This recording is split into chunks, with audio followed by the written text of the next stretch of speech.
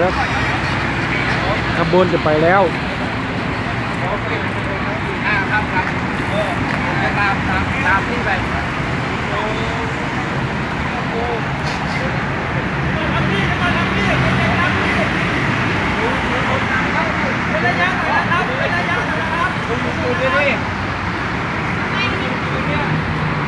ไปเลยหนูนา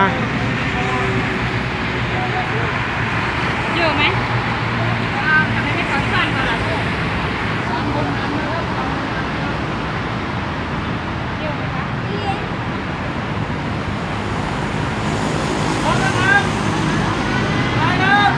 เอาละขบวนไปแล้ว ไปนะลูกไปนะไปด้วยไ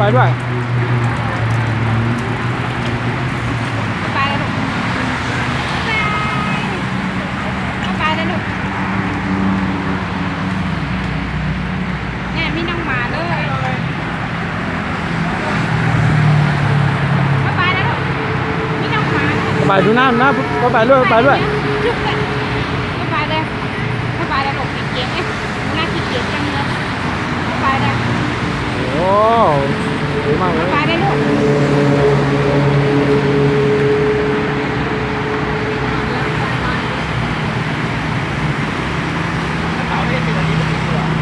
ไปเลยไหมจุกเลยงั้นเราไปได้เยอะๆเลยงานใหญ่ไปด้วยไปแล้วแมวกี่เกียร์ไม่หนาไม่เกี่ยวนะเข้าไปได้ลูกเข้าไปดิอะไรก็กินไอติมอย่างเดียวงานเยอะมากเลยดูดิเข้าไปโอ้โห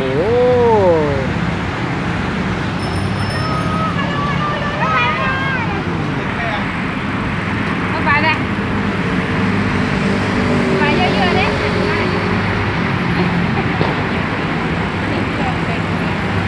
ไปเลย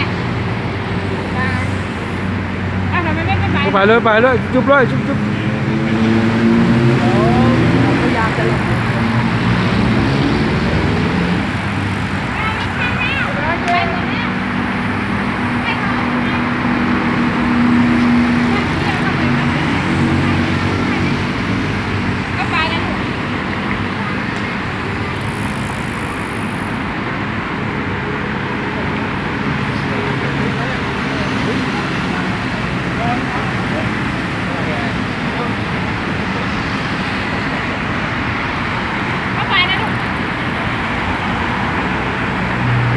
โอ้ยังไม่หมดนี่อีกเกี่ยวนะเห็นไหมผมก็ไปกับที่เดินผมก็ไปดิ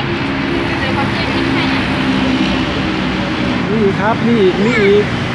มันย่านใหญ่เลย